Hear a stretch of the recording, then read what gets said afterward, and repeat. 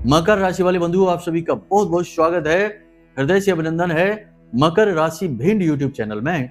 तो मकर राशि वालों, जरा ध्यान से समझिए। अब चाहे आपके जीवन में कैसा भी दुख हो, तकलीफ हो, परेशानी हो, हर एक दुख तकलीफ परेशानी का अंत का समय आ चुका है।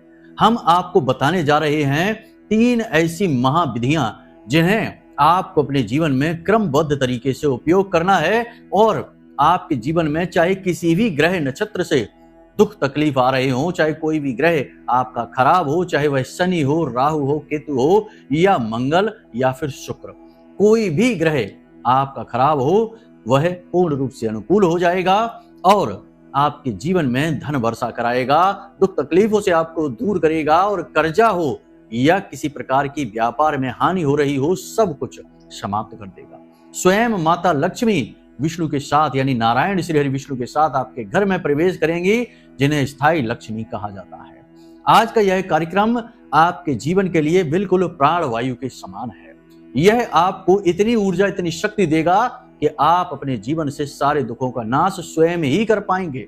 आपको हम इतनी बड़ी गुप्त विद्या देने जा रहे हैं जैसा कोई आपको मुफ्त में तो नहीं देगा, क्योंकि आज का युग व्यापारीकरण का युग है, हर एक चीज का एक मोल है। लेकिन हम आपको यह ज्ञान, जो आध्यात्मिक तो है ही, शास्त्रों में तो लिखा है ही, लेकिन बड़ा ही जीवन उपयोगी है, माता रानी की सेवा में आपको यूं ही देने जा रहे हैं प्रसाद के रूप में। तो बस माई का यह महाप्रसाद आपके पास आया है, खुद चलकर आपके जीवन के दुखों को, कष्टों को नाश करने के लिए।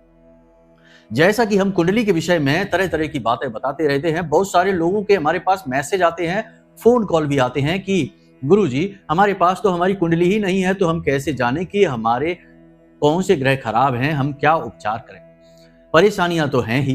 तो अब ऐसे में आज का यह कार्यक्रम आपकी आंखें खोलने वाला है, क्योंकि आपकी चाहे कुंडली हो या ना हो, तब भी हम आपको ऐसी विधि बताने जा रहे हैं जिससे आपको स्वयं पता लग जाएगा कि आपका कौन सा ग्रह खराब है और आपको क्या उपाय करने हैं, उसका क्या उपचार करना है।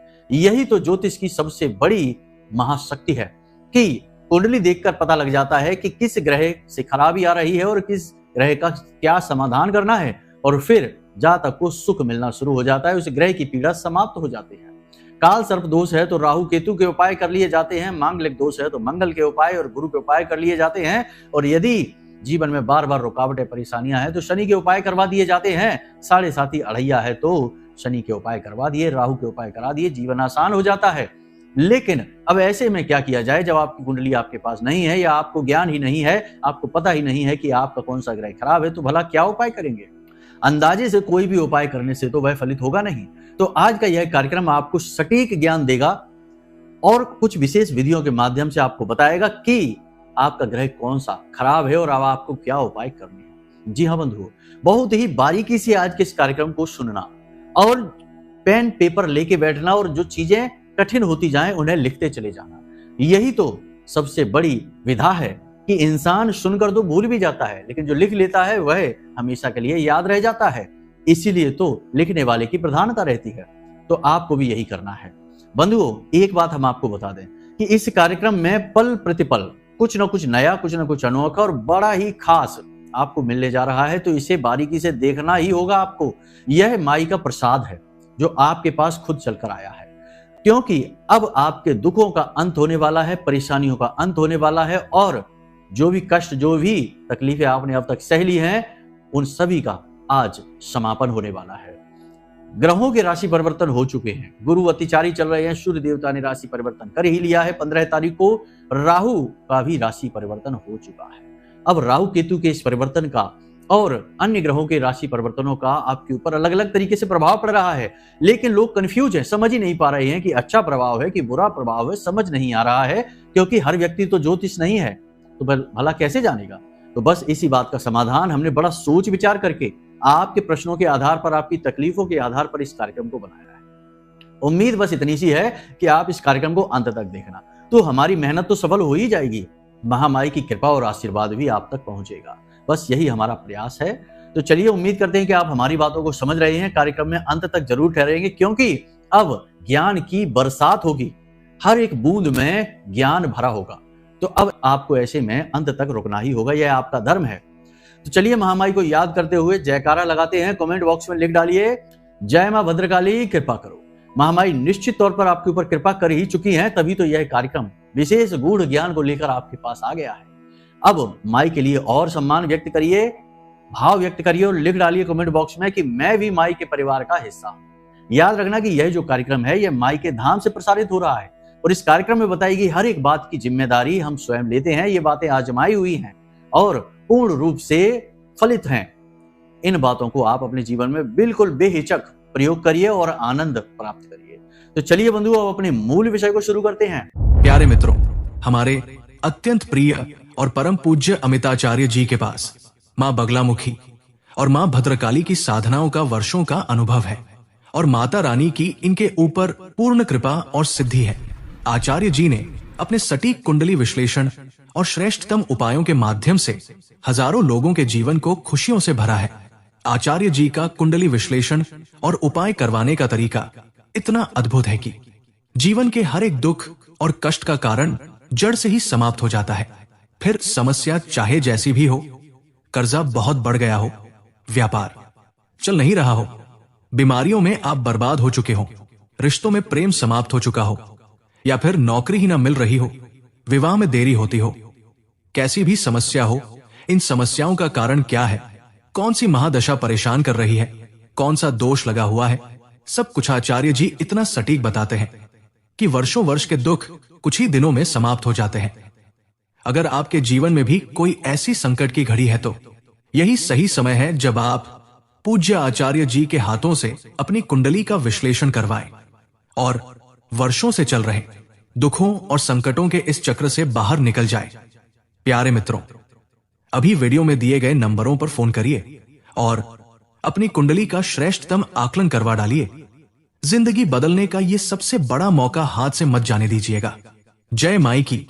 महामाई आपका कल्याण करे। टेंशन, परेशानी, तनाव आते ही क्यों हैं? क्यों? किसी के जीवन में धन को लेकर समस्या है, किसी के जीवन में क्लेश रहता है, किसी के जीवन में बीमारियां बनी रहती हैं।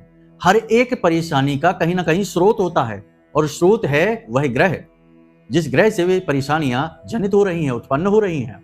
आज इसी के विषय में आपको थोड़ा थोड़ा ज्ञान देंगे, फिर आपको बताएंगे वे बहुत ही शक्तिशाली लेकिन बेहद गुप्त विधियां जिन्हें ज्योतिषी चुपचाप करवाते हैं लोगों से, ताकि सटीक आकलन हो सके और पता चल सके कि सचमुच में खराबी किस ग्रह से आ रही है। तो अब ध्यान से सुनिए। नौकरी करने वालों के लिए बार बार नौकरी में स्थायी नहीं हो पा रहे, बार बार नौकरी बदलनी पड़ रही है। जहां काम करते हैं वहां काम की कोई इज्जत नहीं है, आपकी भी कोई इज्जत नहीं है। आपसे लोग काम तो करवा लेते हैं लेकिन आपको महत्व नहीं देते, आपको क्रेडिट नहीं देते, वैल्यू नहीं देते हैं। दूसरा कि पैसा आपके पास अटक अटक के आता है। मान लो कि आपके काम के ही हैं 10,000 रुपए, लेकिन पूरे 10,000 नहीं मिलेंगे, 5,000 मिल जाएंगे, 4,000 मिल जाएंगे, फिर थोड़े मिलेंगे, फिर थोड़े। आपकी ही मेहनत का पैसा आपके पास एक बार में नहीं आता। पिता के साथ आपकी बनती नहीं है, किसी न किसी बात को लेकर पिता के साथ वैचारिक मतभेद बना ही रहता है, कभी कभी तो झगड़ा और विवाद भी हो जाता है। ये सारे संकेत हैं कि आपका सूर्य खराब है, इसे अनुकूल करने की आवश्यकता है। ठीक इसके विपरीत आपके मन में उथल पुथल बनी रहती है, मन में किसी बात को लेकर डर बना रहता है, सोचते बहुत ज्यादा हैं और सोचते सोचते लगातार नींद से दूर हो जाते हैं, यानी नींद लेने में परेशानी आती है, तनाव बहुत अधिक बढ़ जाता है और कभी कभी अपने आप को घात करने वाले ही विचार मन में आने लगते हैं कि अब तो जीवन बेकार है, कोई मतलब का नहीं है, क्या करेंगे यहां रहकर। इस तरीके के गलत विचार मन में आने लगते हैं, स्वयं के लिए ही हीन भावना भरने लगती है मन में और मां के साथ रिश्ता अच्छा नहीं रह पाता। आपका चंद्रमा खराब है, इसे दुरुस्त करना पड़ेगा। ये तो सिर्फ हम संकेत बता रहे हैं, अभी हम आपको विधि भी बताएंगे जिससे आपको तुरंत पता लग जाएगा। तो वहां तक भी आपको चलना है, धैर्य के साथ सारी बात सुननी है। ठीक इसी प्रकार बात बात पर गुस्सा आ जाता है, जरा सी बात पर भड़क उठते हैं, किसी ने कुछ कह दिया तो सहन ही नहीं होता, सहन शक्ति कमजोर हो चुकी है, योजनाएं सारी असफल हो रही हैं और जल्दी जल्दी बीमार हो रहे हैं और त्वचा और खून से जुड़े हुए विकार उत्पन्न हो रहे हैं। आपका मंगल खराब है, इसे ठीक करना होगा। इसी प्रकार कोई भी काम धंधा व्यापार है वो शुरू ही नहीं कर पाते हैं, बस योजना बनती रहती है, काम आगे टलता रहता है, शुरू नहीं हो पाता। शुरू अगर एक बार हो भी गया तो आगे नहीं बढ़ पाता, किसी न किसी बात को लेकर अटक जाते हैं, रुक जाते हैं। साथ ही साथ आप अपने मन की बात किसी से कह नहीं पाते हैं, कहना कुछ और चाहते हैं और कह कुछ और ही देते हैं, या आपकी कही हुई बातों का लोग कुछ और ही मतलब निकाल लेते हैं। आपने तो अच्छी भली बात बोली किसी से, लेकिन लोगों ने उसका उल्टा सीधा मतलब निकाल कर कुछ का कुछ बना दिया, या फिर आपके लिए फैसले बार बार गलत साबित हो जाते हैं। आपका बुध खराब है, इसे दुरुस्त करना पड़ेगा। इसी प्रकार संतान की तरफ से बड़ी पीड़ा है, संतान सुनती नहीं है, या संतान प्राप्त ही नहीं हो पा रही है, या फिर संतान किसी न किसी प्रकार से रोग से ग्रसित रहती है, और परिवार में भी पति पत्नी के बीच विवाद रहता है। पैसे को लेकर हर बार बात बिगड़ जाती है। कितना ही संतुलन बनाने की कोशिश आप करें, लेकिन तब भी पैसा बीच में आ ही जाता है और रिश्ता खराब हो ही जाता है। आपका गुरु खराब है, इसे दुरुस्त करना पड़ेगा। पैसे को लेकर हमेशा जेब खाली रहती है, कमाते चाहे कितना भी हो, लेकिन जेब में रुक बिल्कुल भी नहीं पाता है। पहली चीज तो पैसा कमाने में ही बड़ा भारी संघर्ष करना पड़ता है। कमा लिया तो पैसा रुकता नहीं है, आया एक तरफ से दूसरे तरफ से निकल गया। कर्जा लगातार बना रहता है और अपनी जरूरतों को पूरी करने के लिए पैसा हमेशा कम पड़ता रहता है। आपका शुक्र खराब है, इसे दुरुस्त करना पड़ेगा। हर काम देरी से होता है, अटक अटक के होता है। स्वास्थ्य भी खराब रहता है, जरा सा भी कुछ खा लिया पेट खराब हो जाता है। थकान, ऊर्जा की कमी हमेशा महसूस होती है, शरीर में भारीपन रहता है, कुछ भी करने का मन नहीं करता है, मन उदास रहता है, और काम शुरू करने से पहले ही मन में असफलता के नकारात्मक विचार आने लगते हैं। शनि खराब है, इसे दुरुस्त करना पड़ेगा। राहु और केतु की तो बात ही क्या करें। भगवान से अरुचि उत्पन्न हो गई, धर्म से अरुचि, भगवान का विरोध करने लग गए, भगवान से ही क्रोध दिखाने लग गए, अपनी गलतियों के लिए भगवान को कोस रहे हैं, किस्मत को कोस रहे हैं, अपने आप को भी कोस रहे हैं। तो ये राहु की खराबी है। केतु की खराबी बड़ी ही विचित्र है। केतु व्यसन में डाल देता है, जुआ, शराब, सट्टेबाजी और वेश्यावृत्ति खास तौर से। इन चक्करों में पड़ गए, नाजायज संबंधों में पड़ गए तो केतु खराब है। कभी कभी केतु की खराबी आपको जरूरत से ज्यादा आध्यात्मिक बना देती है। तो बात वही है कि घर गृहस्थी छोड़कर मंदिरों पर जाकर बैठ गए, भजन करने लग गए। अपनी जिम्मेदारियों का निर्वहन किए बिना ही संन्यास प्राप्त करने की कोशिश चल रही है। यह भी केतु की खराबी ही है, क्योंकि धर्म यह कहता है कि अगर आपके ऊपर कोई जिम्मेदारी आ गई है तो पहले उस जिम्मेदारी का निर्वहन कीजिए, फिर आप संन्यास लीजिए। यह शुद्ध यानी कि सही केतु की पहचान होगी। केतु संन्यास का कारक है, केतु अध्यात्म का कारक है, केतु ईश्वर में रुचि उत्पन्न करता है और गहरे ज्ञान को उत्पन्न करता है। परंतु खराब होने पर यह जिम्मेदारियों से भगाता है और कायरता दिखाता है। समझ लिया आपने सारे ग्रहों की खराबियां। आप अंदाजे से खुद अपने जीवन में पता लगा लेना कि किस तरीके की परेशानियां आपके जीवन में हैं, उसी ग्रह से वे परेशानियां आ रही हैं। अब एक सटीक उपाय समझिए, फिर हम आपको आपने जब पता लगा लिया कि किस ग्रह से खराबी है, तो फिर हम आपको बताएंगे उस खराबी को ठीक करने का बड़ा ही सरल उपाय। जी हाँ, बहुत ही सरल उपाय, आप टेंशन न लीजिए, बिल्कुल सटीक बातें आपको बता रहे हैं और इन बातों के प्रमाण आप अपने जीवन में बड़ी जल्दी देखेंगे।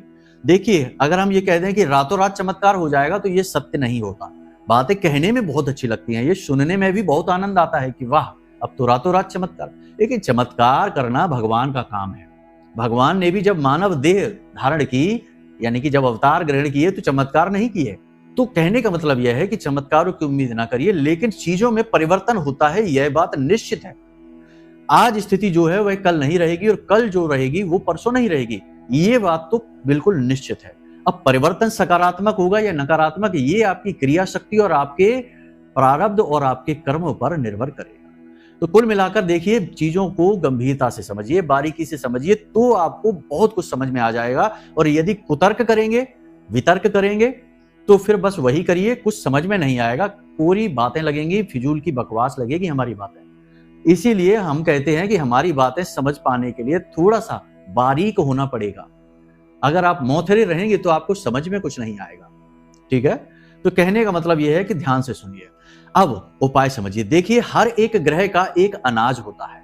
ठीक है, आपको ये उपाय किसी भी दिन से शुरू कर सकते हैं, किसी भी दिन से, कोई दिन की बाध्यता नहीं है, कोई पूजा पाठ नहीं, कोई साधना नहीं है, और किसी भी स्थिति और अवस्था में आप कर सकते हैं। आपको एक प्लेट लेनी है, प्लेट कोई भी हो सकती है, स्टील की ले सकते हैं या फिर चीनी मिट्टी की ले सकते हैं, फाइबर की ले सकते हैं, कोई भी प्लेट लेनी है, और उसमें आपको हर एक ग्रह के अनाज थोड़े थोड़े रख देने हैं।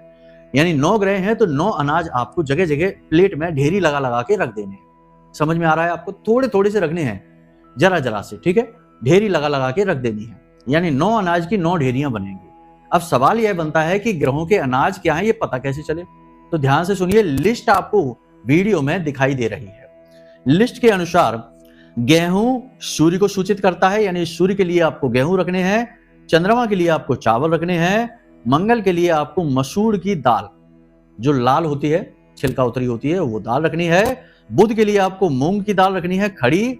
गुरु के लिए आपको चने की दाल रखनी है। शुक्र के लिए सफेद तिल और शनि के लिए उड़द की दाल और राहु के लिए काले तिल, केतु के लिए भी काले तिल।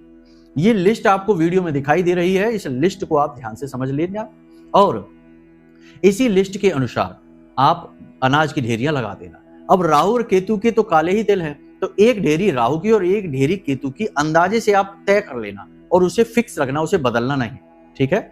तो आपने 9 ग्रहों की 9 ढेरियां उस प्लेट में लगाई। अब उस प्लेट को आपको पूरे दिन के लिए, यानी कि जैसे सुबह 7 बजे आपने अपने घर की छत पर खुले में रखा है, तो अगले दिन सुबह 7 बजे ही उस प्लेट को देखना है, अपने घर की छत पर ले जाकर रख देना है। देखिए, ये प्रयोग सुनने में आसान जरूर लग रहा है, लेकिन ये प्रयोग बड़ा सटीक है। कैसे करना है अभी पूरी विधि नहीं हुई है, तो जरा ध्यान से समझिए।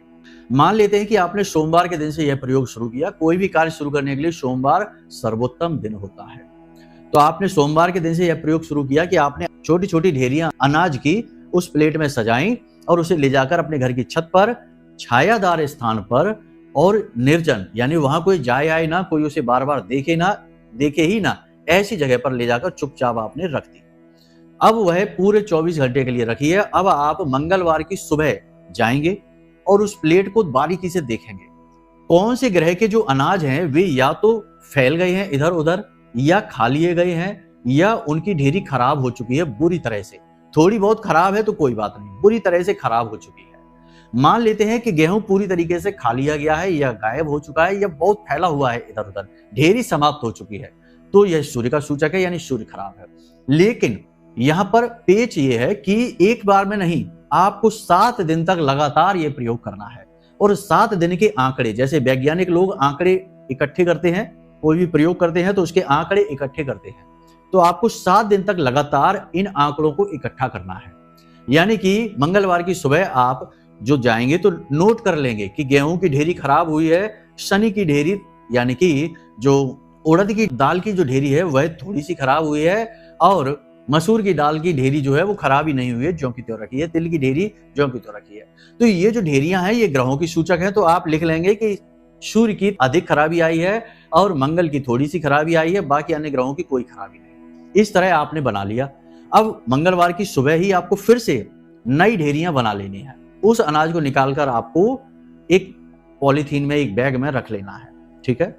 और उसे अपने घर की दक्षिणी दिशा में, यानी घर की छत पर जो दक्षिणी दिशा हो वहां पर इस अनाज को भर के रख देना है, क्योंकि यह निर्माल्य हो गया, प्रयोग से बाहर हो गई तो निर्माल्य हो गई। अब आपने फिर से ढेरियां बनाकर प्लेट में उसी स्थान पर फिर से रख दी। अब आप बुधवार की सुबह जाएंगे और फिर से सारे जो आपने देखा उस चीज को आप लिख लेंगे, किस किस ग्रह की खराबी दिख रही है। अब इसमें होगा यह कि लगातार आप लिखते जाएंगे, 7 दिन तक लगातार यह क्रिया चलेगी।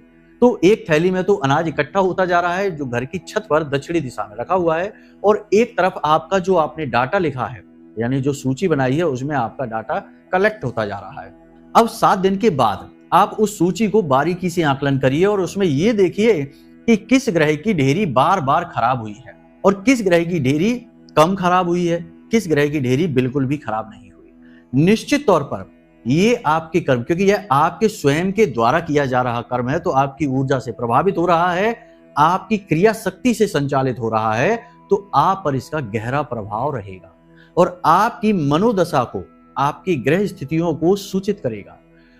इस प्रयोग को, ये प्रयोग इतना सटीक है कि आप यकीन मानिए कि हमने जिस जिसको कराया उसके जीवन में ठीक उसी प्रकार की समस्याएं थी, जिस प्रकार ग्रहों की खराबी ये प्लेट के माध्यम से दिखाई दे रही थी। जी हाँ, तो आप भी इसे करके देखिए, आपको पता लग जाएगा। अंत में 7वें दिन आपका निष्कर्ष निकलेगा कि आपका सूर्य जो है वो पूरी तरह से खराब है। मान लो गेहूं हर बार खराब होते हैं, सूर्य पूरी तरह से खराब है, चंद्रमा आपका थोड़ा सा खराब है, मंगल आपका बिल्कुल खराब नहीं, शनि भी आपका थोड़ा सा खराब है। अब यहां से आपको क्या करना है, ये विशेष बात ध्यान से समझिए। अगले 7 दिनों तक इन्हें सुधारने की क्रिया चलेगी। तो जिस जिस ग्रह के जो जो अनाज खराब हुए थे, आपको एक पोटली बनानी है उस ग्रह की, और 7 मुट्ठी वही अनाज आपको उस पोटली में भरना है और मंदिर में जाकर चुपचाप दान कर देना है। मान लो सूर्य की खराबी हो रही थी, तो आपको एक सफेद रंग की पोटली लेनी है और उसमें गेहूं 7 मुट्ठी डालने हैं और उन्हें बांधकर पोटली और मंदिर में जाकर दान कर देना 7 दिन तक लगातार आप इस क्रिया को करेंगे। साथ ही सूर्य को अर्घ भी अवश्य देंगे। सूर्य को अर्घ देने का कार्य तो आपको बहुत लंबे समय तक करना होगा, कम से कम 6 महीने से 1 साल तक लगातार। तो आपको सूर्य देवता की कृपा भी प्राप्त हो जाएगी, खराबी दूर हो जाएगी। इसी प्रकार चंद्रमा यदि आपका थोड़ा बहुत खराब दिख रहा है तो आपको चावल यानी कि सफेद रंग की ही पोटली में आपको चावल 7 मुट्ठी भरने हैं और मंदिर में जाकर दान करने हैं। लगातार 7 दिनों तक यह दान आपका चलता रहेगा।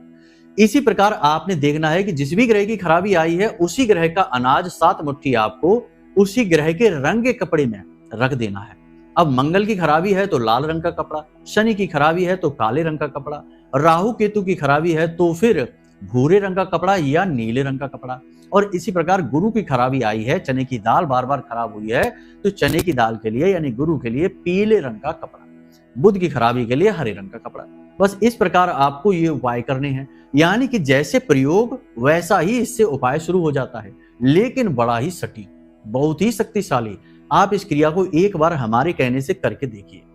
1-2 हफ्तों में आपको पूर्ण निष्कर्ष निकलेगा, आपका उपाय भी हो जाएगा 2 हफ्तों के अंदर अंदर, और एक चंद्र मास में यानी कि 27 दिनों में आपको इसका पूर्ण फल भी प्राप्त हो जाएगा। देखिए, कोई भी उपाय हम ज्योतिष में करते हैं, देखिए यदि वह देवी देवताओं की साधना से जुड़ा हुआ उपाय है तब तो उसके फल तुरंत मिलने लगते हैं, इंतजार करना ही नहीं है।